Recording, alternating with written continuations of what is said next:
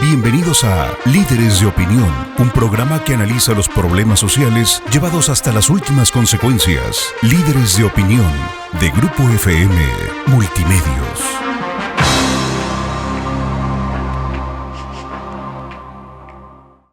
Hola, ¿qué tal? Buenos días a todos. Bienvenidos a su programa Líderes de Opinión. Soy su servidor Francisco Ávila Camberos para servirles, conduciendo esta mañana el programa y comentándoles que hemos invitado a platicar con nosotros a la abogada Génesis Shalom Galicia Fragoso.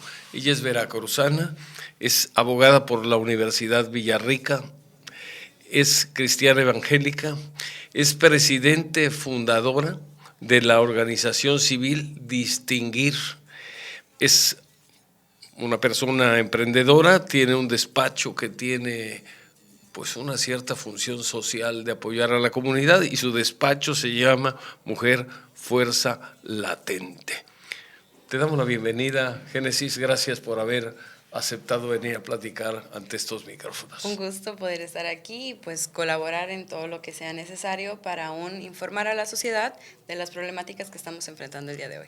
Bueno, problemáticas bastante serias por lo que hemos estado platicando, porque pues uno espera que, por ejemplo, los legisladores a nivel federal o a nivel local se preocupen por encontrar fórmulas que permitan una mejor integración de la comunidad, que permitan atraer inversión, que permitan brindarnos más seguridad, que nos permitan tener una educación de más calidad para poder ser competitivos, para que los alumnos puedan encontrar en las universidades públicas o en las escuelas públicas el mismo nivel de calidad que puede haber en una universidad privada.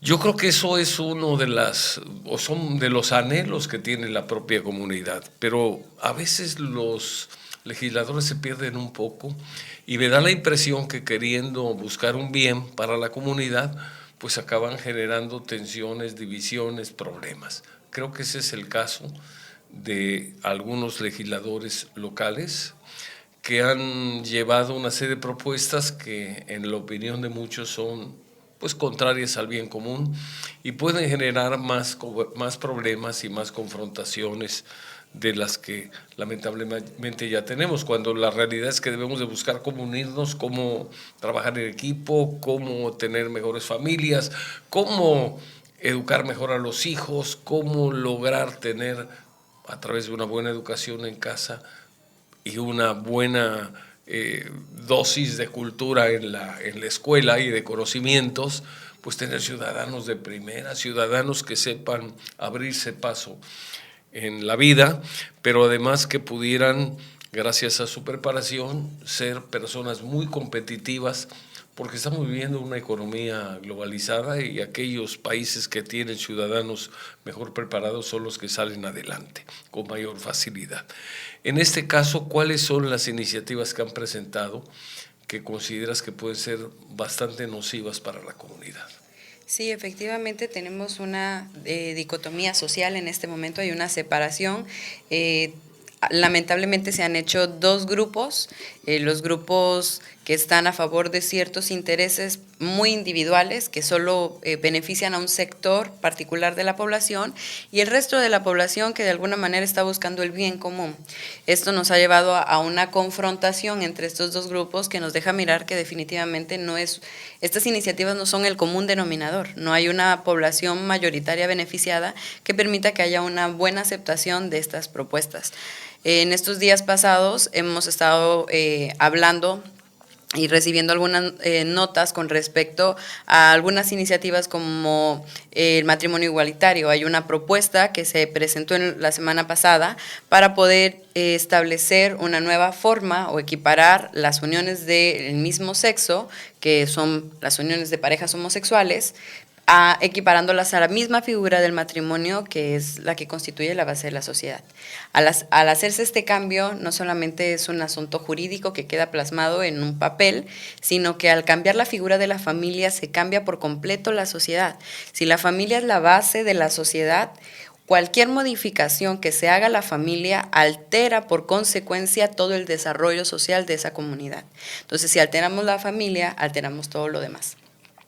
En ese contexto es la preocupación de muchos ciudadanos con proteger y resguardar la figura de la familia natural, el matrimonio natural, por todos los elementos que conlleva y la protección social, porque el matrimonio natural no solamente beneficia a los que están casados, el matrimonio natural beneficia a todos los ciudadanos, incluyendo a los que están solteros. Tiene un número específico de beneficios que son aprovechados por la colectividad. En cambio, las uniones del mismo sexo solamente validan parejas sexuales, pero no generan un beneficio para la comunidad, sino para un grupo minoritario.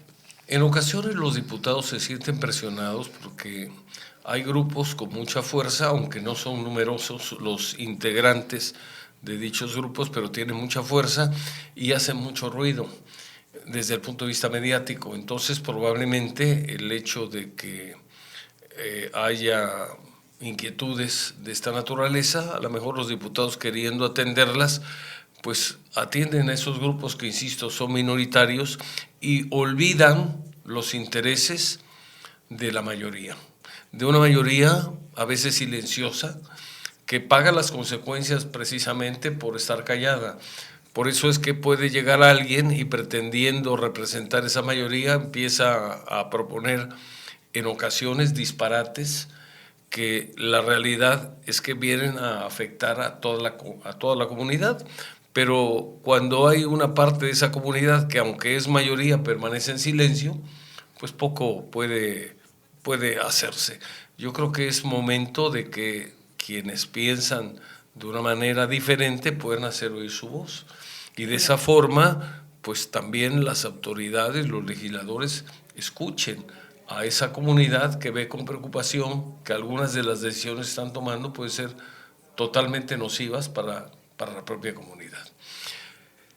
En el caso del matrimonio igualitario, pues le buscaron un nombre muy especial, muy atractivo, pues estamos en una época de libertades y la palabra igualitario suena muy agradable. Yo cuando escuché eso por primera vez, pues me imaginé que era para que fuera libre de prejuicios en cuanto a que se puede casar una persona con mucho poder adquisitivo con una persona pobre. Podría ser eso un matrimonio igualitario donde el amor iguala pues las cosas y ya no hay esa diferencia entre tener mucho dinero y no tenerlo. De alguna forma igual a las clases sociales. Pero no puede haber matrimonio, y eso lo han explicado muy bien los analistas y quienes conocen a fondo de estos temas. No puede haber un matrimonio donde no hay vida, donde no se engendra vida, quiero decir. Y leyendo por ahí decía un artículo que pude bajar de internet, decía que el matrimonio pues es un conjunto de ordenamientos legales establecidos desde el punto de vista legal por los romanos, que tiene por objeto la protección de la madre y de los hijos. ¿Para qué? Para que ellos tuvieran la certeza de poder salir adelante aún en condiciones difíciles, aún en condiciones inclusive donde el padre falleciera o abandonara la familia.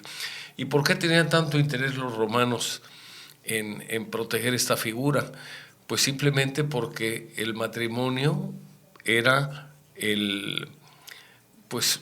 digamos, vamos a decirlo en términos muy coloquiales, pero la fábrica de nuevos ciudadanos.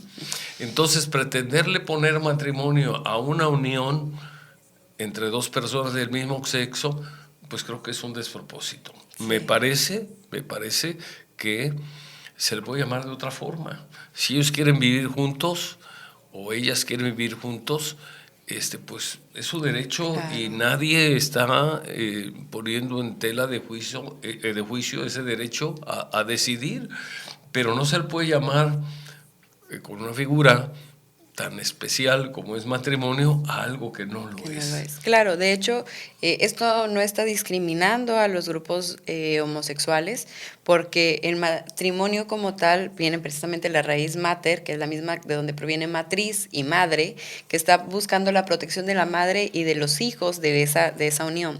Y como tal, este concepto de matrimonio es una figura que no se equipara en absoluto a las relaciones del mismo sexo, las parejas homosexuales. Entonces, en este sentido, ellos realmente, al día de hoy, ya sus relaciones son toleradas en nuestra legislación. Ellos tienen figuras que contemplan las uniones del mismo sexo, que no necesariamente son matrimonio porque no son matrimonio.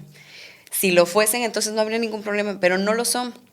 ¿Por qué causa? Porque de esas relaciones no hay ninguna posibilidad de que se pueda engendrar vida y traer a la nueva generación. Entonces, por eso es tan importante poder proteger la figura del matrimonio, porque el matrimonio como tal protege a la familia, pero además de proteger a la familia que conocemos, trae número uno a los nuevos ciudadanos, a la siguiente generación. Estadísticamente está comprobado que es el mejor ambiente para el desarrollo y crecimiento de un menor. Las estadísticas de suicidio disminuyen al 50%, se eleva 6 veces por encima el tema de autoestima y desarrollo, sano desarrollo psicosocial del menor, establece un entorno favorable para el desarrollo de buenos ciudadanos al futuro, protege a la mujer de ser desprotegida y quedar en desamparo económico por hombres que no tienen compromiso, por ejemplo, civiliza a los hombres porque les impulsa a tener un trabajo para sostener a su familia, eso los aparta del crimen, los aparta de la delincuencia y además de eso reduce el crimen y muchos de los gastos públicos que tiene el Estado, como en el tema de salud pública, como en el tema de trámites administrativos, de gestión, porque no existe ninguna otra figura paralela, sino que se protege únicamente a la familia.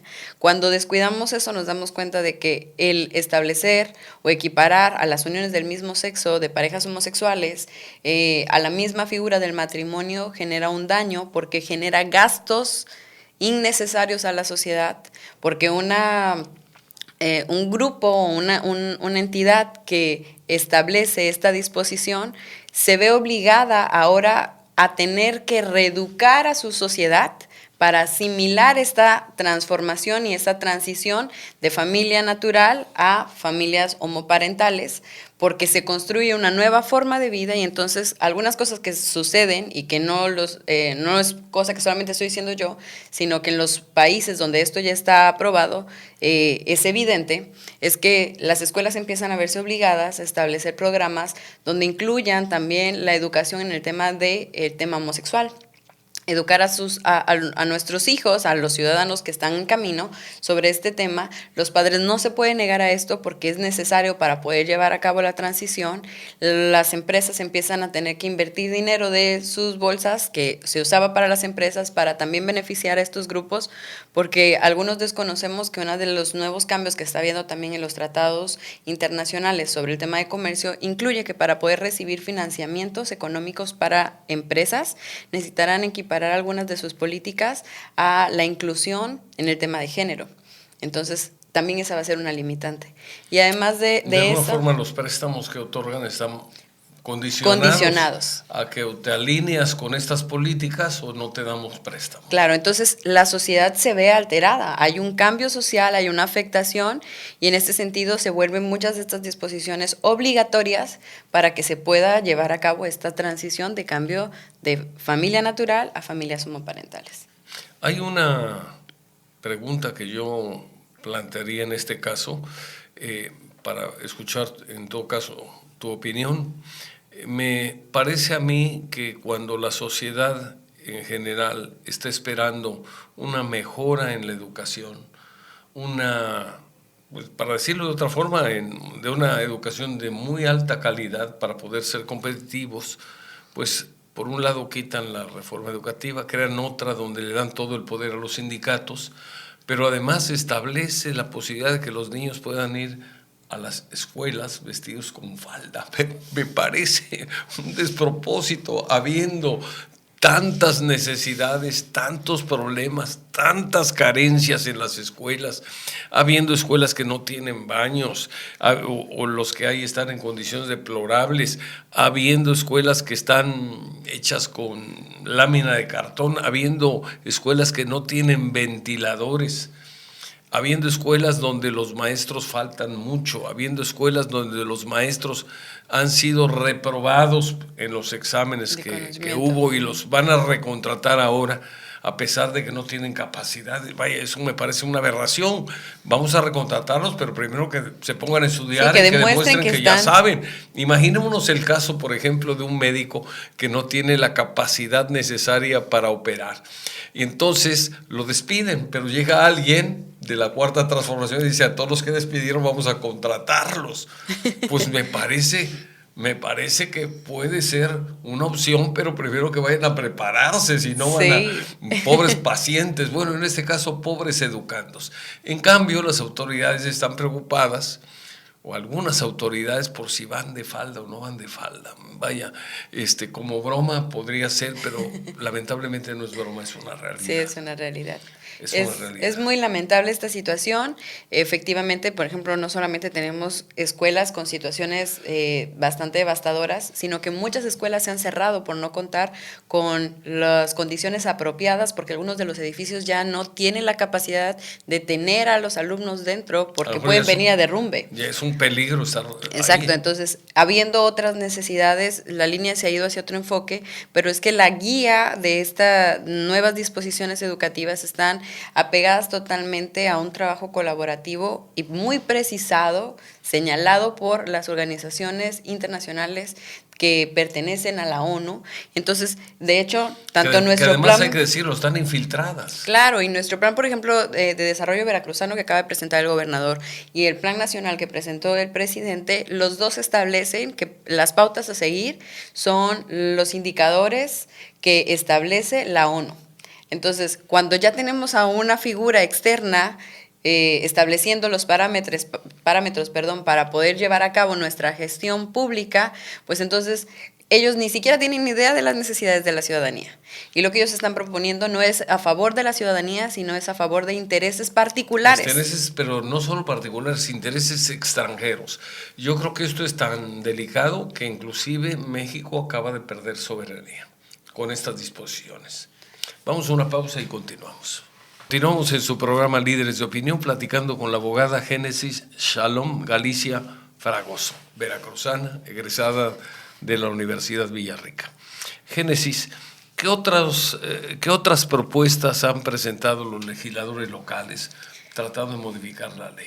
Dentro de estas mismas iniciativas está una propuesta de establecer en el Código Civil la figura de lo que vendría siendo el divorcio encausado.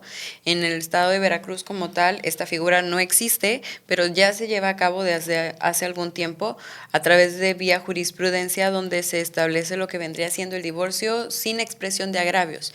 Esto, en otras palabras, es que si yo quiero divorciarme, ya no necesito tener ninguna razón para hacerlo.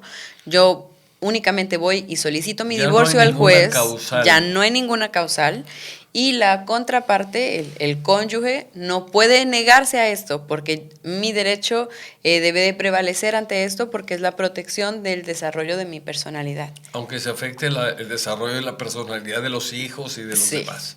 Entonces, en este momento se está estableciendo una figura en la que se va a quedar totalmente desprotegida, no solamente la pareja, sino la familia en conjunto. Sí.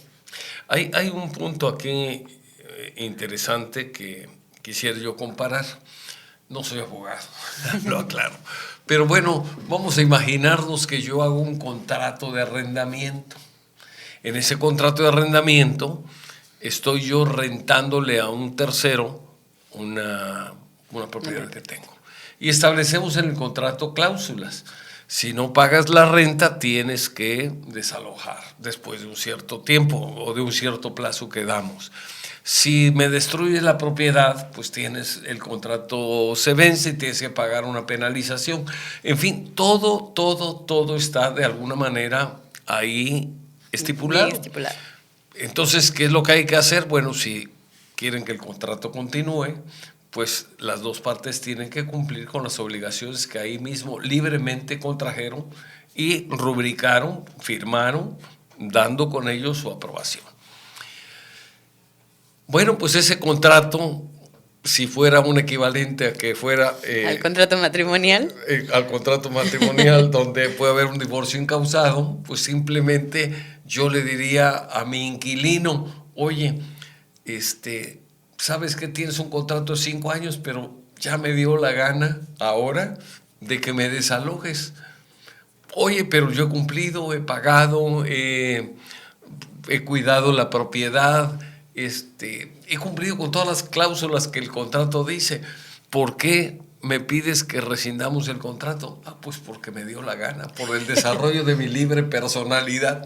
Pues simplemente con esa decisión estaría yo cometiendo una injusticia, porque a lo mejor el inquilino ya invirtió, mejoró la propiedad, la mandó pintar, la arregló, la dejó nueva, y resulta que se me dio la gana a mí en no respetar lo acordado, pues le digo al inquilino llego y te desalojo. Que se salga.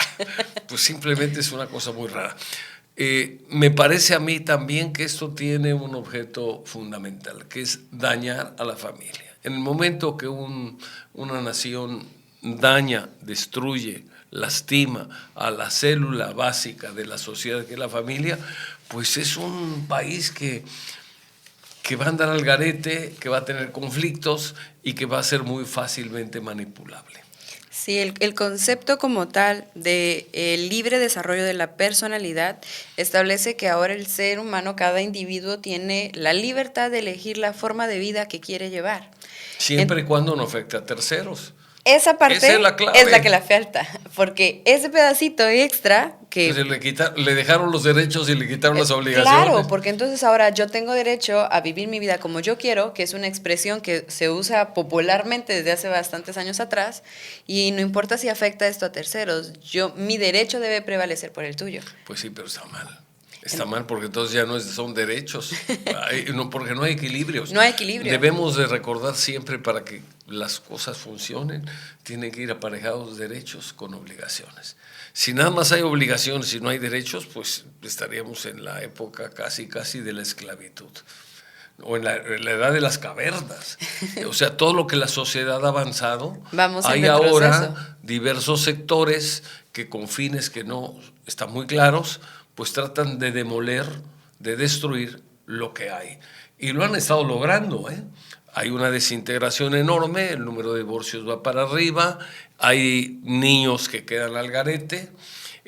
Si quedan al garete, bueno, pues son personas que van a tener problemas de desarrollo posteriormente, porque finalmente el hecho de estar los padres separados, pues generan una serie de traumas, una serie de problemas que difícilmente pueden después subsanar o solucionar. Sí, pues esta es una de las situaciones que vemos el día de hoy. Toda la crisis social que estamos viviendo tuvo como raíz todos los cambios que se han venido dando en el tema de familia. Cuando comenzamos a decir las uniones libres no generan ningún problema a la sociedad porque cualquiera de nosotros tiene derecho a vivir con quien quiera, sonaba muy bonito en un idealismo, pero nadie se puso a pensar en las consecuencias que esto iba a traer a la siguiente generación. Hoy tenemos una generación de hijos que no saben ser padres ni permanecer en familia porque no tuvieron ese modelo en casa. Es que finalmente los hijos son un reflejo de lo que vieron en su casa. Claro. Si en su casa vieron armonía, habrá excepciones, pero si en su casa vieron armonía, pues serán personas que cuando sean padres de familia o madres de familia tratarán de replicar el modelo que aprendieron. Y si en su casa vieron violencia, si en su casa vieron ofensas, golpes, desintegración, el patrón se repite. Alcoholismo, desobligados o padres desobligados, pues simplemente ellos van a repetir lo que vieron en casa. Y eso afecta a la sociedad, por eso tenemos más delincuencia, más crímenes, y decimos, qué barbaridad, deben de poner más policías. Bueno, sí, hay que poner más policías, pero primero tenemos que poner más construir hogares mejores ciudadanos, orden, y para eso hay que sanar a las familias. Yo creo que habiendo mejores padres de familia, la sociedad va a cambiar. No le echemos nada más la culpa a los policías o a las autoridades. Ellas tienen que resolver un problema, pero es un problema que originamos nosotros mismos, los ciudadanos. Sí, así es. En realidad es consecuencia, una cosa es consecuencia de la otra. Entonces, podríamos fácilmente delegar nuestra responsabilidad al gobierno y decir, pues ya que ellos lo atiendan o que lo resuelvan, pero en realidad es consecuencia de. Entonces, tenemos en este momento un número muy alto de jóvenes participando de actividades delictivas y la premisa que se dice es que no hay dinero. No, no es que no hay dinero, es que no aprendieron una forma sana de ejercer su desarrollo de vida al continuar con sus estudios porque abandonaron las escuelas, al comenzar a ser ciudadanos que trabajan y que participan de la fuerza productiva del país, sino que ellos encontraron una tangente por la cual ellos pudieron salir de forma fácil y que aún con los nuevos programas que el gobierno está estableciendo, donde sin tener ninguna participación de propósito social, están recibiendo una cantidad económica para que ellos puedan tener un recurso.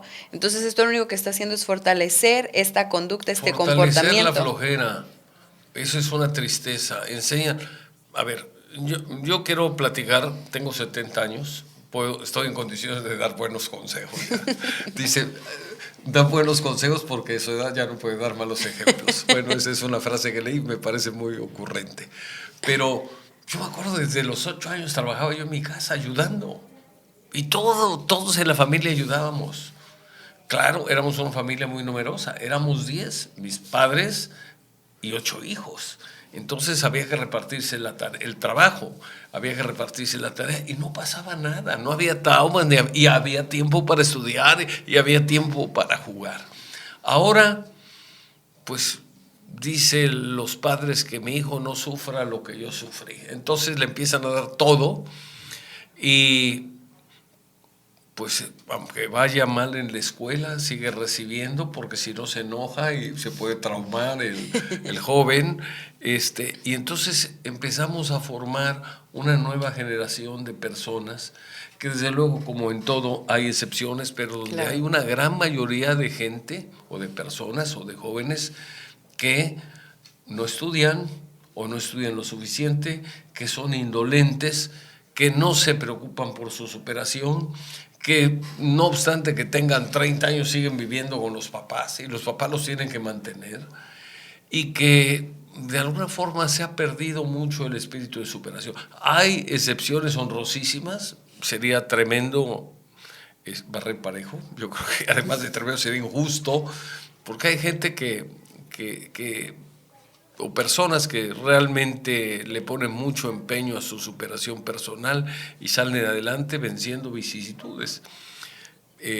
Sus casos son dignos de ejemplo de personas con muchas limitaciones económicas y que lograron abrirse paso, generar su propio empleo y ser triunfadores, pero son minoría. Eso es lo grave. Entonces no sé qué le espere a países como el nuestro, con la soberanía prácticamente en ruinas, perdida, porque recibe indicaciones de la ONU, porque importa modelos que aquí no funcionan, que aquí causan escándalo, y legisladores que en lugar de estar preocupándose por promover el bien común, para que la sociedad avance, para que la sociedad progrese, para que tengamos más armonía, más paz social, menos violencia, pues están preocupados por ver cómo acaban de demoler las instituciones que tradicionalmente hemos heredado de siglos. Que tuvieron una razón de ser. Que tuvieron una razón de ser. En este tema, por ejemplo, regresándonos un poco al tema de la juventud, una de las cosas que en estos días estamos viendo que ya no hay es eso, el desarrollo de una función laboral. Y los jóvenes, yo recuerdo estar en la universidad y que había toda la ola del emprendimiento, pero igual en estos días, hace un par de semanas, desaparecieron los programas de INADEM.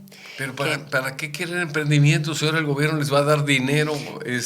Entonces, el gobierno les va a dar dinero sin trabajar, sin estudiar, y vamos a quitar los programas de emprendimiento de INADEM, lo que era la organización Fundes también, de capacitación, de labores técnicas. Todo lo que se construyó con tanto esfuerzo durante tantos años se está demoliendo. Viene para abajo. Entonces nosotros estamos viviendo una época de deconstrucción social.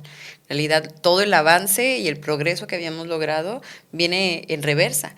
Sin embargo, nos han vendido que estas nuevas formas de hacer políticas públicas son progreso. Bueno, son progreso para los que mandan, porque cada peso que regalan, pues, o cada beca que dan o cada dinero que dan mensual o bimestralmente son votos. Así es. Vamos a una pausa y regresamos. Continuamos en su programa Líderes de Opinión, platicando con la abogada Génesis Shalom Galicia Fragoso. Génesis, ¿qué podemos hacer para enderezar las cosas? Sobre todo, comenzar con una participación ciudadana. Eso es urgente. La gente no puede esperar que los políticos hagan todo. No. No puede desentenderse. De hecho, mucho de lo que ha sucedido es que esa falta de participación dio lugar a que nuestros representantes, o así llamados representantes, tomaran decisiones arbitrarias sin consultar a la sociedad, sin preguntarle a la ciudadanía. Tú eres abogada. A ver, te pongo un planteamiento, te pongo un caso. Yo tengo un problema con un cliente o con un proveedor, yo me dedico a la construcción. Entonces, pues como a lo mejor el cliente no quiere pagar, es un caso extremo, pero vamos a pensar que así fuera, no quiere pagar y no tiene razón. Entonces te contrato a ti y te tengo que dar un poder para que me representes ante las autoridades. A lo mejor hay un litigio y tú tienes que representarme. Eres mi representante, te pago por ello unos honorarios. No me cabe en la cabeza que siendo tú mi representante empieces a hacer cosas o tomar decisiones en contra de mis intereses y te vayas por la libre. Pongo ese ejemplo porque en el caso de los legisladores es lo mismo, son representantes de la comunidad, no son representantes ni del gobierno del Estado, ni de las autoridades estatales, para hablar en términos más generales, tampoco son representantes de su partido, son representantes de la ciudadanía. Y de repente empiezan a tomar decisiones contrarias al interés de la ciudadanía o a los intereses de la ciudadanía, sin que la ciudadanía los haya autorizado a tomar tales decisiones, pero ya en una situación de pérdida total del piso, empiezan a creer que se mandan solos. Conclusión, tiene la ciudadanía que hacer oír su voz. Tiene que decir la ciudadanía, oye, legislador o legisladora, por ahí no es, esto no es lo que quiero, esto no le hace bien a la comunidad. Pero si ellos siguen las directrices que su partido les da, y ese partido está influenciado por decisiones que se toman fuera de México, concretamente en la ONU, donde hay quién sabe qué tipo de intereses. Porque de verdad hay cosas que son verdaderamente aberrantes las que pretenden imponer y lo logran hacer porque a veces ciertos préstamos que los países en vías de desarrollo necesitan para subsistir o para tapar los huecos que los latrocinios han dejado, pues cuando dan el préstamo condicionado y están las autoridades necesitadas de ese recurso, pues simplemente acaban doblando las manos. Y eso me parece muy grave. ¿Qué crees que podamos hacer para arreglar las cosas? En primer lugar, el empezar a levantar nuestra voz y manifestar nuestra inconformidad. Muy pocos de los ciudadanos saben que nosotros como ciudadanos tenemos toda la libertad de acercarnos a nuestros diputados y hacerles manifestar nuestro interés sobre los temas que realmente nos importan y al mismo tiempo nuestro desacuerdo con los temas que no nos importan.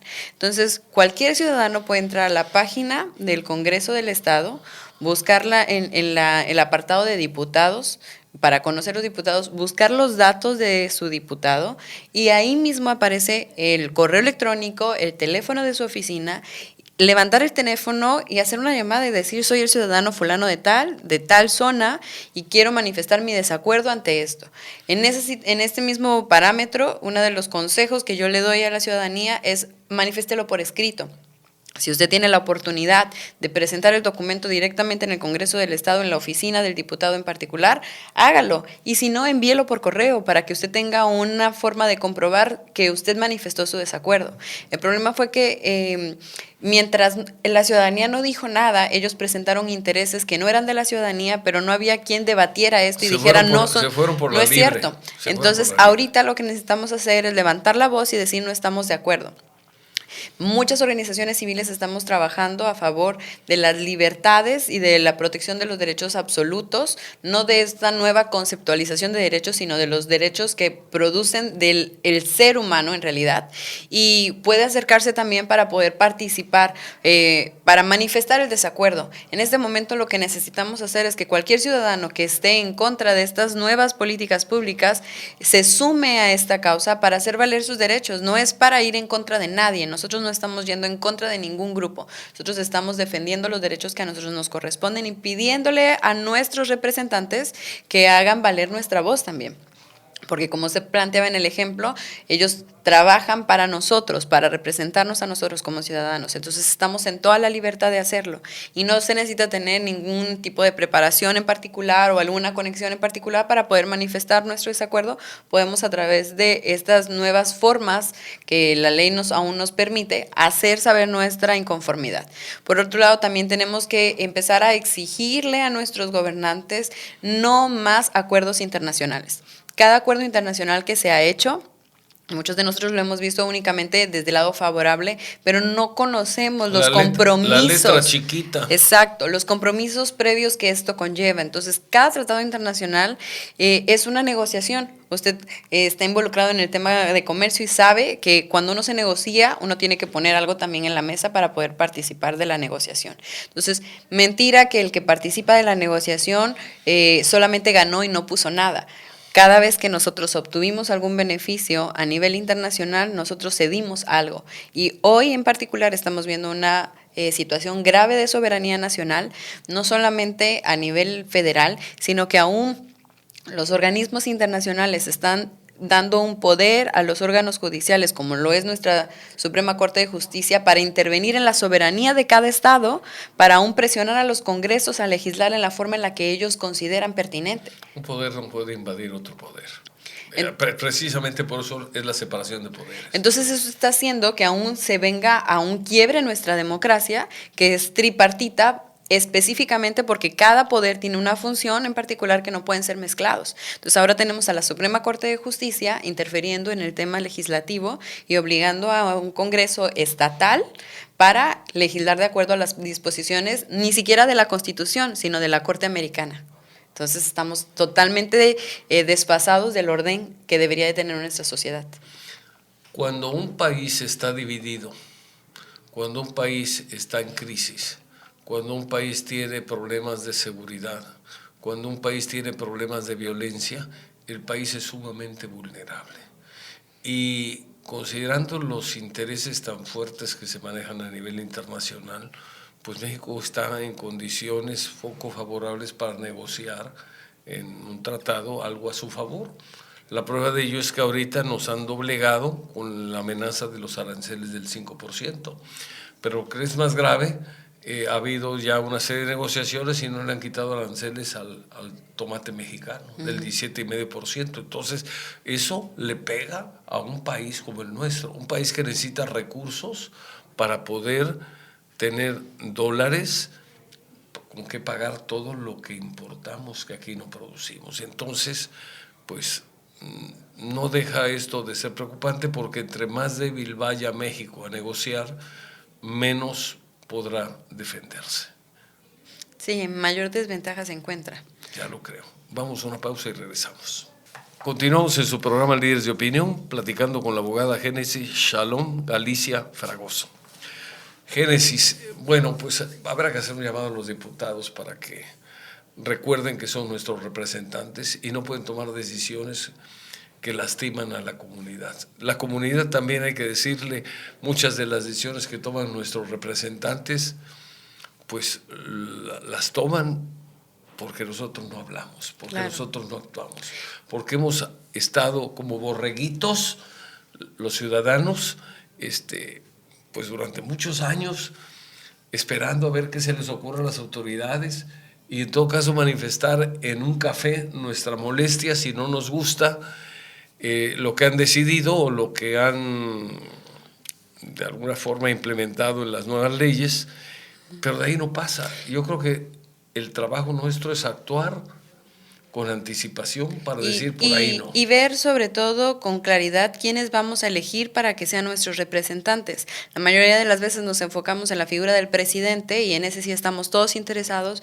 pero nunca nos ocupamos de ver quiénes van a legislar, que son los que elaboran las leyes a favor de la ciudadanía. A veces vota una buena parte de la población porque da más regalos, porque se peina mejor, por la más bonita, o más arreglada, o con más cirugías plásticas. Entonces, la realidad es que tenemos que ver, yo diría a estas alturas, ya ni siquiera por los partidos. Sí, en tenemos realidad que es ver el por las candidato. personas. La Tenemos persona que votar por ofrece, las que está personas, proponiendo. Pero también hay una cosa aquí, hay que hacer un llamado a la comunidad. ¿Cómo vamos a querer cambiar las cosas para mejorarlas si ni siquiera vamos a votar? Claro. Ese también es un cargo de conciencia que los ciudadanos debemos de reconocer, de aceptar y de tratar de cambiar. Si no nombramos nosotros a nuestros representantes o los nombra una minoría, pues quién sabe qué ocurrencias vayan a presentar. Claro, Y y eso aún nos afecta a vigilar todos. muy bien lo que hacen, porque en este caso, por ejemplo, las iniciativas de las que hemos estado hablando en este tiempo fueron presentadas por, en su mayoría, diputados de representación proporcional, lo que son conocidos como plurinominales. Ni siquiera son los que nosotros elegimos como representantes. Los eligen los partidos. Y el partido los metió y ellos están legislando cosas que no nos interesan, que van en contra de nuestros intereses, pero ahora nadie los puede tener. Entonces, es muy importante vigilar la función legislativa. Y otra cosa, hay que aprender a protestar. Hay que aprender a protestar con respeto. Sí. Con respeto, lo quiero subrayar. No se trata de hacer manifestaciones que en un momento dado rebasen lo que es el decoro, lo que es la civilidad, no, pero hay que aprender a protestar con respeto. Los legisladores no se mandan solos.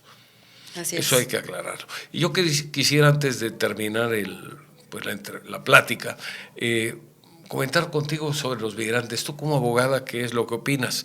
No soy yo abogado, por eso te pregunto. Veo en la televisión, en los noticieros del radio, escucho, hay una especie de contradicciones. Primero, el gobierno federal les deja entrar a México sin control, sin registro, sin nada. Entran en tropel como Pedro por su casa.